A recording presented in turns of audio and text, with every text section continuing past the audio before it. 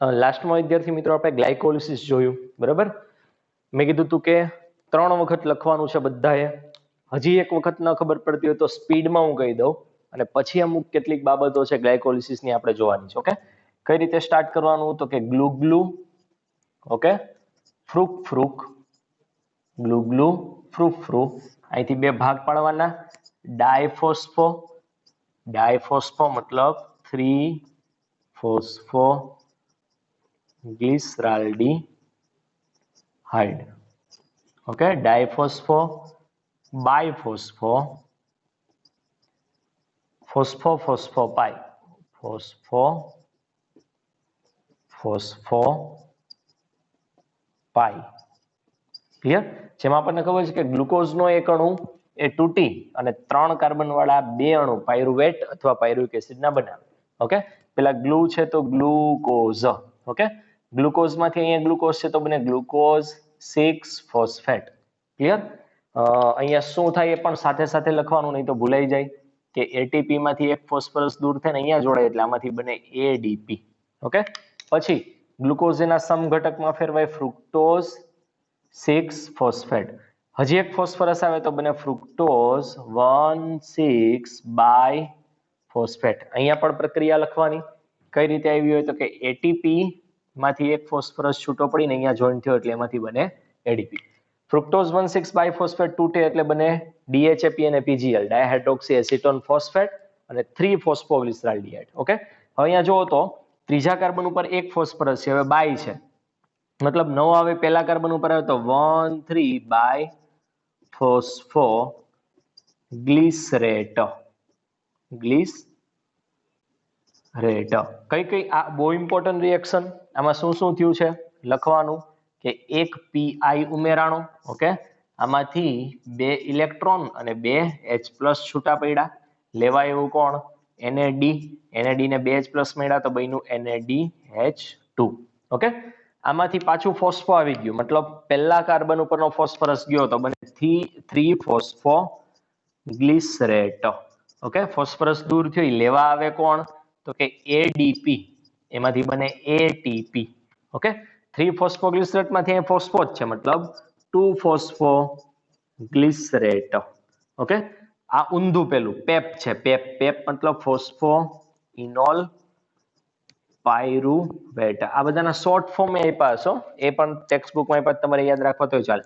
ફોસ્ફોઇનોલ pyruvate માંથી બને pyruvate. આ દરમિયાન એક ફોસ્ફરસ છૂટો પડે એ એડીપી આરે જોડે એટલે બને એટીપી. ઓકે, હવે ઇમ્પોર્ટન્ટ વસ્તુ ખાસ ધ્યાન આપજો.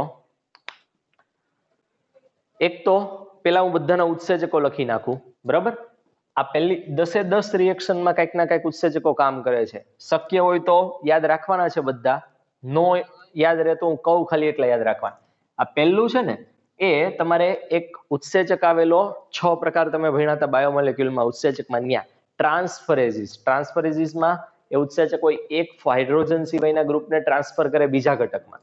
તો અહીંયા એટીપી માંથી એક ફોસ્ફરસ દૂર થાય અને ગ્લુકોઝના 6થા કાર્બન સાથે જોડાય એટલે આ ઉત્સેચકનું નામ છે હેક્ઝોકાઇનેઝ. ઓકે, 6થા નંબરના કાર્બન સાથે જોડો એટલે એને કહેવાય હેક્ઝો અને ઉત્સેચકનું નામ છે આમ કાઇનેઝ. કાઇનેઝ. ઓકે, આમ પણ લખાય ઇંગ્લિશમાં કાઇનેઝ. ક્લિયર? હવે બીજો ઉત્સેચક એકબીજાના સમઘટકમાં ફેરવે એટલે એને કહેવાય આઇસોમરેઝ. આઇસોમરેઝ. સમઘટકને આઇસોમર કહેવાય ઇંગ્લિશમાં. એકબીજાના સમઘટકમાં ફેરવે તો એને કહેવાય આઇસોમરેઝ. અહીંયા ફરી પાછો જ્યાં એટીપી ને એડીપી આમ તેમ હોય ત્યાં કાઇનેઝ આંખ મીચીને લખી નાખવાનું, કાઇનેઝ. ઓકે, આ ઉત્સેચક ઇમ્પોર્ટન્ટ છે. એક આ પહેલો ઉત્સેચક એ લાસ્ટમાં કહું ચાલો. ફ્રુક્ટોઝ 1,6 બાયફોસ્ફેટ તૂટીને આ 2 બને એના માટેનો ઉત્સેચક છે આલ્ડોલેઝ. કયો ઉત્સેચક? આલ્ડોલેઝ. ઓકે, પછી અહીંયા ફરી પાછો ફોસ્ફરસ દૂર કરાવ્યો, હાઇડ્રોજન દૂર કરાવ્યા એટલે આ મેઇન રિએક્શનના ઉત્સેચકનું નામ યાદ રાખજો, ડીહાઇડ્રોજિનેઝ. શું નામ છે? ડીહાઇડ્રોજિનેઝ. અહીંયા આવશે ફોસ્ફો ટ્રાન્સ ફોસ્ફોરાઇલેઝ. ટ્રાન્સફોસ્ફોરાઇલેઝ. આ રિએક્શનના ઉત્સેચકનું નામ છે મ્યુટેઝ. કયો છે? મ્યુટેઝ. અહીંયા ઇનોલ આવ્યું, ફોસ્ફોઇનોલ પાયરુવેટ, એટલે એનું નામ છે ઇનોલેઝ. પાછળ જો બધામાં એઝ લાગે. અને અહીંયા ફરી પાછું એટીપી એડીપી આવ્યું એટલે આવશે કાઇનેઝ. ઓકે, અહીંયા ડીએચએપી પીજીએલ માં ફેરવાય છે એ પણ ઓકે. તો આ રીતના ડીએચએપી અને પીજીએલ એકબીજાના સમઘટકો છે, તો ત્યાં પણ કયો સમઘટકોને આઇસોમરને એકબીજામાં કન્વર્ટ કરે એવો ઉત્સેચક એટલે કયો આઇસોમરેઝ. ઓકે, તો અહીં તમે જોઈ શકો 10 પ્રક્રિયાને 10 ઉત્સેચક દ્વારા કંટ્રોલ કરવામાં આવે છે. 1 2 3 4 5 6 7 8 9 અને 10. તો ઉત્સેચક શક્ય હોય તો યાદ રાખવાના છે બધા. આમાંથી ઇમ્પોર્ટન્ટ હોય તો એક આના વિશે પૂછાય છે હેક્ઝોકાઇનેસ, એક આના વિશે પૂછાય છે આલ્ડોલેસ. ઓકે, આ બે ઉત્સેચકો ઇમ્પોર્ટન્ટ છે, આ પૂછાય છે ક્વેશ્ચન. બાકી 10 યાદ રહે તો 10 યાદ રાખવાના છે. ઓકે, ચલો નેક્સ્ટ. હવે અમુક બીજી બાબતો.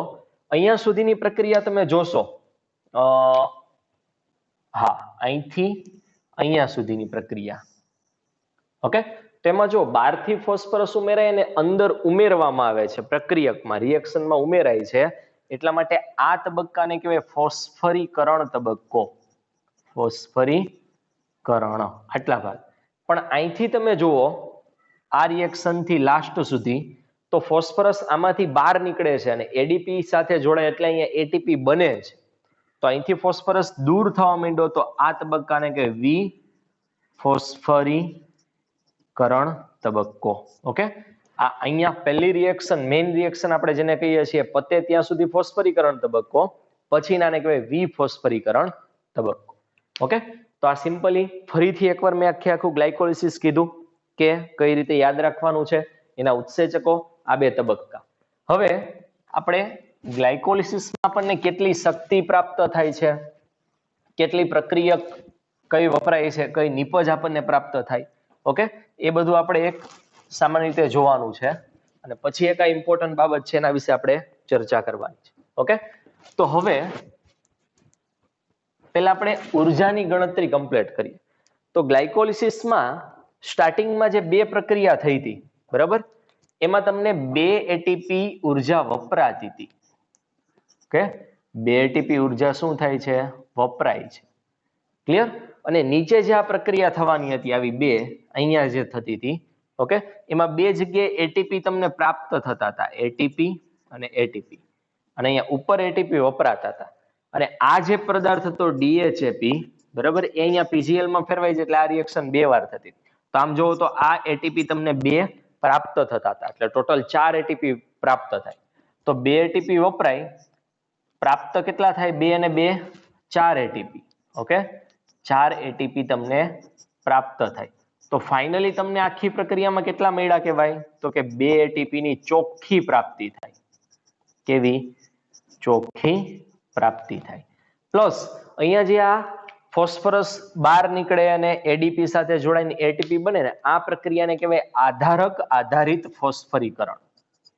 આધારક આધારિત ફોસ્ફરીકરણ. ઓકે, આ પ્રક્રિયા આખી કોષરસમાં થાય છે, મેટ્રિક્સમાં આધારકમાં થાય છે, ન્યા ફોસ્ફરીકરણ થઈને એટીપી પ્રાપ્ત થાય તો એને કહેવાય આધારક આધારિત ફોસ્ફરીકરણ. આવું આખી રિએક્શનમાં બે જગ્યા થાય, એક અહીંયા અને એક અહીંયા. ઓકે, તમારી પાસે ચાર્ટ હશે એટલે ઇઝીલી ખબર પડી જાય. એને ઇંગ્લિશમાં એસએલપી કહેવાય, સબસ્ટ્રેટ લેવલ ફોસ્ફોરાઇલેશન. આધારક આધારિત ફોસ્ફરીકરણ એને ઇંગ્લિશમાં કહેવાય SLP, substrate level substrate level phosphorylation. Okay, plus બીજી એક વસ્તુ, આખી પ્રક્રિયક અને નિપજની આપણે લિસ્ટ બનાવીએ તો પ્રક્રિયક તરીકે આપણને શું વપરાય છે, તો કે 1 ગ્લુકોઝ વપરાય. શું વપરાય? 1 ગ્લુકોઝ. નિપજમાં તમને શું પ્રાપ્ત થાય, તો નિપજમાં તમને 2 પાયરુવેટ અથવા તો પાયરુવિક એસિડ પ્રાપ્ત થયા. ક્લિયર? તમને 2 એટીપી ની ચોખ્ખી પ્રાપ્તિ થઈ. ઓકે, અને એક રિએક્શન અહીંયા પહેલી જ રિએક્શન જેને આપણે મેઇન રિએક્શન કહેતા હતા, ત્યાં તમને 2 NADH2 પ્રાપ્ત થયા.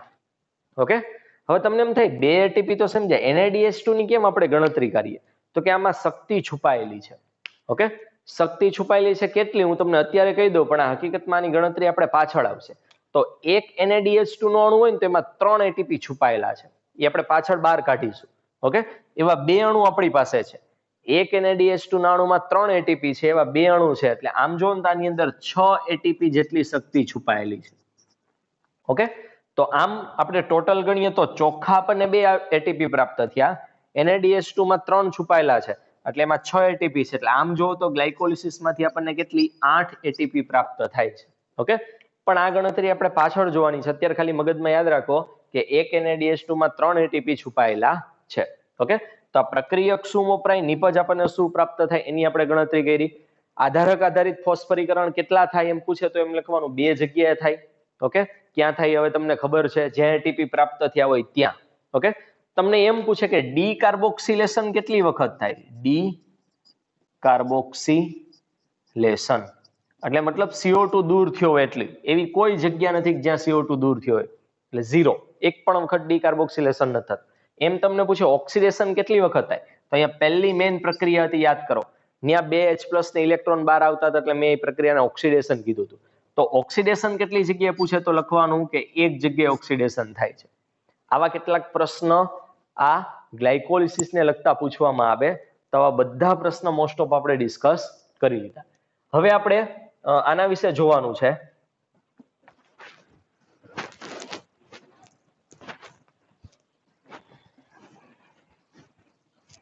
ઓકે, તો આમાં રિએક્શન નંબર 1, 3 અને 10.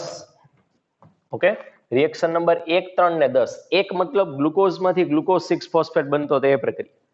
3 નંબરની મતલબ ગ્લુકોઝ 6 ફોસ્ફેટમાંથી ફ્રુક્ટોઝ 1,6 બાયફોસ્ફેટ બનતું તે પ્રક્રિયા. સોરી, ફ્રુક્ટોઝ 6 ફોસ્ફેટમાંથી ફ્રુક્ટોઝ 1,6 બાયફોસ્ફેટ બને એ પ્રક્રિયા. અને 10 નંબરની મતલબ છેલ્લી પ્રક્રિયા જ્યાં ફોસ્ફોઇનોલ પાયરુવેટમાંથી પાયરુવેટ બનતું હતું. આ પ્રક્રિયા છે ને અપ્રતિવર્તી છે. આમ થાય અને રિટર્ન ન થાય. બાકીની મોસ્ટ ઓફ ક્રિયા બધી કેવી છે, પ્રતિવર્તી છે. આમથી આમ થઈ શકે, પણ આ 3 પ્રક્રિયા અપ્રતિવર્તી છે અને એને ચેકપોઇન્ટ કહેવામાં આવે છે. ચેકપોઇન્ટ મતલબ ત્યાં રિએક્શન હંમેશા બોડી દ્વારા, કોષ દ્વારા ચેક થાય. આગળનું બધું ઓકે હોય તો જ ત્યાંથી પ્રક્રિયા આગળ જાય. તો યાદ રાખજો, ગ્લાયકોલિસિસના 3 ચેકપોઇન્ટ છે, રિએક્શન નંબર 1, 3 અને 10. ઓકે, અને આ ગ્લાયકોલિસિસની પ્રક્રિયાને કંટ્રોલ કરતો મેઇન ઉત્સેચક છે એ છે PFK, ફોસ્ફોફ્રુક્ટોઝ કાઇનેઝ અથવા તો ફોસ્ફોફ્રુક્ટોકાઇનેઝ. ઓકે, જે આ પ્રક્રિયાને કંટ્રોલ કરતો મુખ્ય ઉત્સેચક છે, પ્રક્રિયાના દરનું પોતે નિયંત્રણ કરે છે અને એલોસ્ટેરિક ઉત્સેચક છે. તમે બાયોમોલેક્યુલ ચેપ્ટરમાં ઉત્સેચક ભણ્યા, ત્યાં એક પ્રકારનું તમે ઉત્સેચકની એક ક્રિયાવિધિ ભણતા હતા, એમાં તો એલોસ્ટેરિક ઇન્હિબિશન. ઓકે, એટલે શું, ધ્યાન આપજો. તો આખી પ્રક્રિયા છે ગ્લાયકોલિસિસની, એનું મેઇન કામ હોય છે શક્તિ મેળવવા માટે, એટીપી મેળવવા માટે આ પ્રક્રિયા ધારો કે થતી હોય. ઓકે, તો આ ઉત્સેચક છે એનું નામ છે PFK, ફોસ્ફોફ્રુક્ટોકાઇનેઝ. ઉત્સેચક કઈ રીતે કામ કરે ધ્યાનથી જોજો. ઉત્સેચક ઉપર આવી બાઇન્ડિંગ સાઇટ હોય કે જ્યાં પ્રક્રિયક જોડાઈ શકે ને એમાંથી નિપજ બનતી હોય. આ ઉત્સેચકનો પ્રક્રિયક છે ફ્રુક્ટોઝ 6 ફોસ્ફેટ, જે આપણે ત્રીજી નંબરની રિએક્શન હતી એ. ઓકે, ફ્રુક્ટોઝ 6 ફોસ્ફેટ અહીંયા જોડાય, તેમાંથી આગળ જતા ફ્રુક્ટોઝ 1,6 બાયફોસ્ફેટ બને. હવે કઈ રીતના કંટ્રોલ થાય જોજો. જ્યારે એટીપી એ ઓછા હોય, શું હોય, એટીપી ઓછા હોય, ત્યારે આ પ્રક્રિયા કન્ટિન્યુ થાય એવું જરૂરી હોય. ગ્લાયકોલિસિસ ત્યારે જરૂરી હોય. એટીપી ઓછા હોય એનો મતલબ એડીપી વધારે માત્રામાં હોય. એટીપી ઓછા હોય મતલબ એડીપી કેવા હોય, વધુ. હવે એડીપી વધારે હોય ને તો ઉત્સેચક સાથે એડીપી જોડાય. એડીપી જોડાય એનો મતલબ એટીપી ઓછા છે તો જ એડીપી વધુ હોય. હવે ઉત્સેચક હારે એડીપી જોડાય તો આ બાઇન્ડિંગ સાઇટ હોય, જગ્યા એ ખુલ્લી રહે. ખુલ્લી રહે મતલબ અહીંયા પ્રક્રિયક જોડાય, આ પ્રક્રિયા આગળ થાય અને આખી ગ્લાયકોલિસિસની પ્રક્રિયા આગળ થાય. પણ માનો કે એટીપીની સંખ્યા હવે વધી ગઈ, એટીપીની સંખ્યા શું થઈ, વધી ગઈ, તો હવે આ ગ્લાયકોલિસિસ કરવાની હાલમાં થોડોક સમય એને સ્ટોપ કરવાની જરૂરિયાત છે, કેમ કે શક્તિ તો ઓલરેડી ઘણી બધી બની ગઈ છે. તો આવા કેસમાં ઉત્સેચક હારે એટીપી જોડાય, આ એડીપી છે, એડીપી જોડાય ત્યારે જગ્યા ખુલ્લી રહી. પણ જ્યારે એટીપી જોડાણો ત્યારે એની બાઇન્ડિંગ સાઇટમાં કંઈક ચેન્જ આવ્યો. ધારો કે માનો અવરોધ આવી ગયો, અવરોધ આવી ગયો એટલે પ્રક્રિયક હવે અહીંયા જોડાઈ શકે નહીં. પ્રક્રિયક ન જોડાઈ શકે એટલે પ્રક્રિયા સ્ટોપ થઈ ગઈ. ત્રીજા નંબરથી આગળ કોઈ રિએક્શન ગ્લાયકોલિસિસની આગળ વધે નહીં. ઓકે, અને જરૂર નથી એટલે આ વસ્તુ બની છે, કેમ કે એટીપી ઘણી માત્રામાં વધી ગયો છે. થોડોક સમય ફરી પાછો એટીપી આ ધીમે ધીમે કરતો વપરાય કોષમાં. વળી પાછી જરૂર પડે કે ગ્લાયકોલિસિસ હવે ચાલુ કરવાનું છે, એટીપીની સંખ્યા ઘટી ગઈ, એટીપી ઘટી ગયા હોય તો એડીપી વધી ગયા હોય. હવે ઉત્સેચક હારે એડીપી જોડાય એટલે ફરી પાછી જગ્યા ખુલી ગઈ, ફરી પાછો પ્રક્રિયા કાંઈ જોડાણો, ગ્લાયકોલિસિસની પ્રક્રિયા આગળ વધી. ઓકે, આ પ્રકારની જે આની ક્રિયાવિધિ છે, આવા ઉત્સેચકને કહેવાય એલોસ્ટેરિક ઉત્સેચક. અને આ રીતે ગ્લાયકોલિસિસની આખી પ્રક્રિયાને કંટ્રોલ કરે કયો ઉત્સેચક? PFK, ફોસ્ફોફ્રુક્ટોકાઇનેસ. આ ટેક્સ્ટબુકમાં ક્યાંય આપ્યું નથી. ગ્લાયકોલિસિસની પ્રક્રિયા ટેક્સ્ટબુકમાં બહુ સિમ્પલ બતાવી દીધી. ઓકે, કેટલા નેટ એટીપી પ્રાપ્ત થાય છે એ આપણે યાદ રાખવાનું છે. કયા કયા પ્રક્રિયક, કયા કયા નિપજ આપણને પ્રાપ્ત થાય છે એ યાદ રાખવાનું છે. કેટલાક ઉત્સેચક અમુક કીધા મેં, એ ઇમ્પોર્ટન્ટ છે, યાદ રાખવાના છે. ઓકે, તો અહીંયા આપણે ગ્લાયકોલિસિસની પ્રક્રિયા ટોટલી પૂર્ણ કરીએ છીએ અને નેક્સ્ટ લેક્ચરમાં આપણે આગળ વધીએ.